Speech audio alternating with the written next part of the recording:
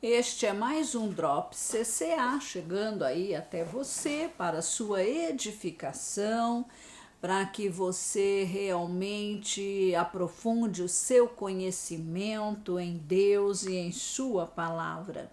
Estamos falando sobre o tema geral, o temor do Senhor, e hoje vamos abordar o seguinte tema: hoje somos o santuário.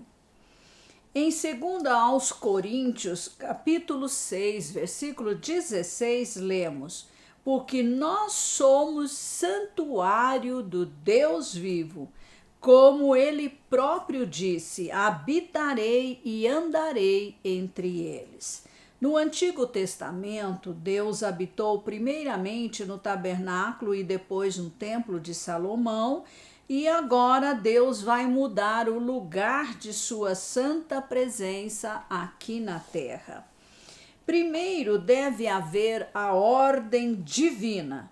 João Batista foi usado por Deus para dar início ao processo de preparação do novo templo. Isaías profetizou sobre João Batista, dizendo: voz do que clama no deserto, preparai o caminho do Senhor. Todo vale será aterrado e nivelados todos os montes e outeiros. O que é tortuoso será retificado e os lugares escabrosos aplanados. A glória do Senhor se manifestará. Isaías 43:5. Vale, monte, outeiro aqui não são literais, mas uma referência ao caminho dos homens que se opunham aos caminhos de Deus. O orgulho do homem tinha que ser rebaixado. Deus confrontaria a irreverência e prepotência dos seres humanos. Tortuoso no hebraico significa fraudulento, enganoso, poluído. O povo de Israel tinha se tornado religioso e achava que tudo estava bem, mas Deus o via como ovelhas desgarradas. Eles frequentavam habitualmente as sinagogas, inconscientes do seu estado espiritual. Eles estavam enganados e achavam que a sua adoração e serviço a Deus eram aceitáveis. João Batista confrontou-os e expôs os erros dos líderes religiosos deles. Como é terrível seguir o líder errado, né? Seus corações estavam endurecidos. Eles eram meros religiosos.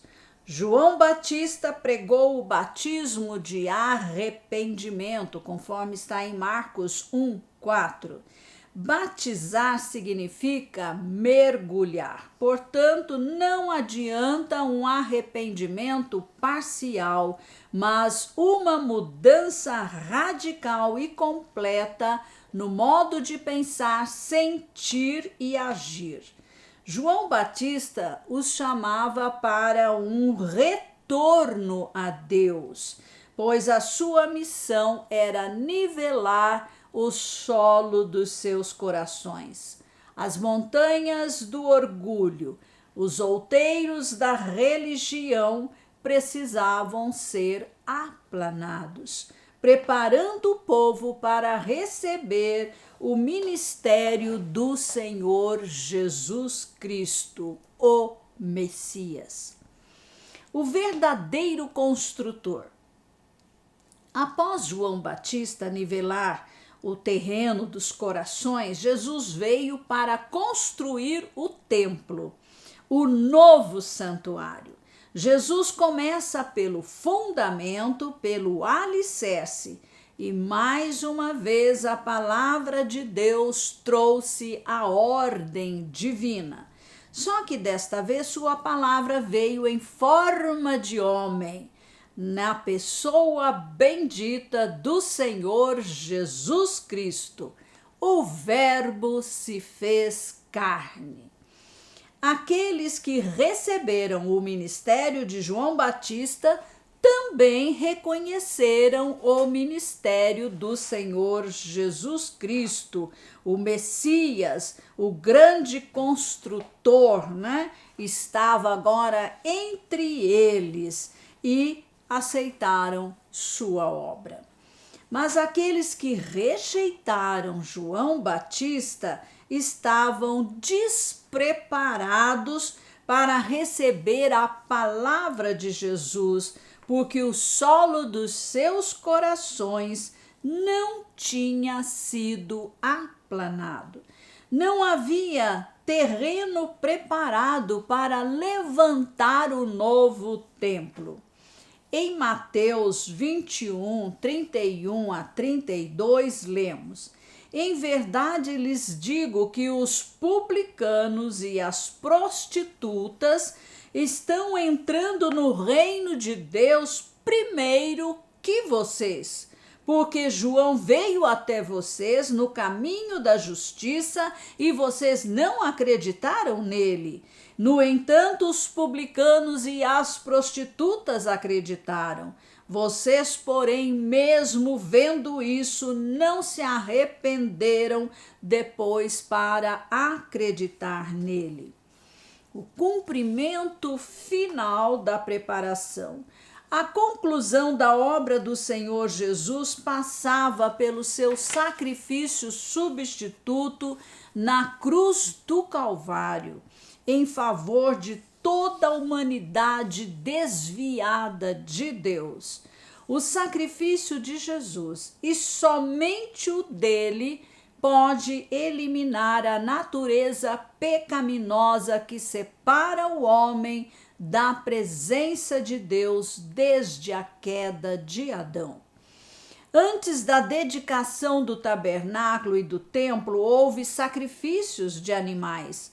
Em Hebreus 9:12 lemos: E não pelo sangue de bodes e bezerros, mas pelo seu próprio sangue, ele, o Senhor, entrou no santuário uma vez por todas e obteve eterna redenção. Quando isso aconteceu, o véu do templo foi rasgado de alto a baixo, conforme está em Lucas 23:45. Deus se mudou do templo construído por mãos humanas para habitar no espírito recriado de todo aquele e aquela que crê no Senhor Jesus Cristo. O espírito recriado e seu propósito. Primeiro vem a ordem divina para que os discípulos permanecessem em Jerusalém até que do alto fossem revestidos de poder.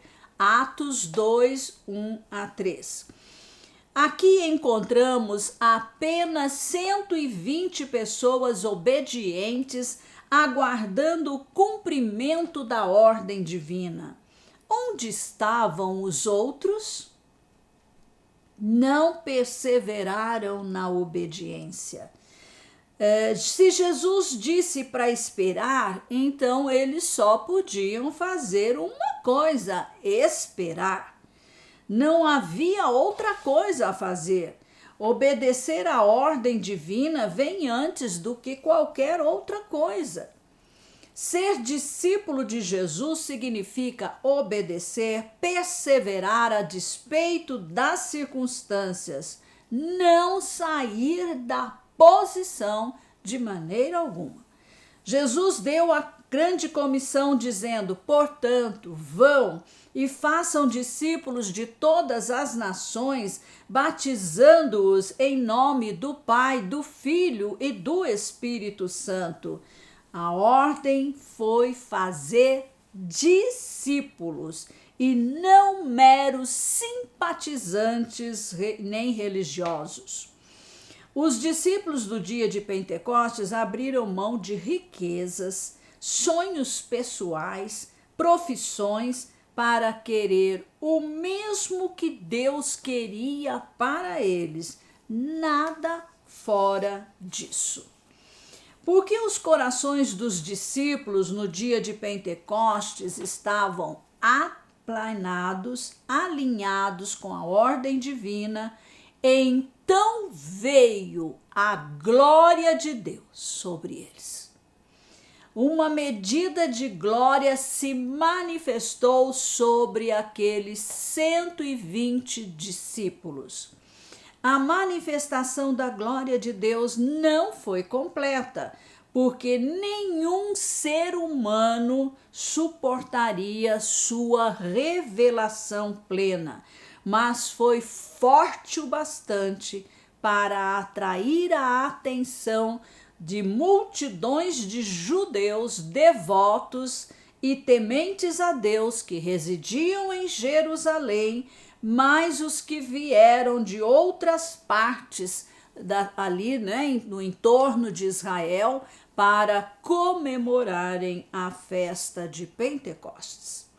Era impossível negar que a poderosa mão de Deus estava operando maravilhas. Mas como já vimos, se Deus manifestar a sua glória e as pessoas voltarem à falta de temor, certamente haverá julgamento. No próximo Drops nós vamos ver um trágico evento que ocorreu logo após a revelação da glória de Deus, né? Então você não pode perder. Amém.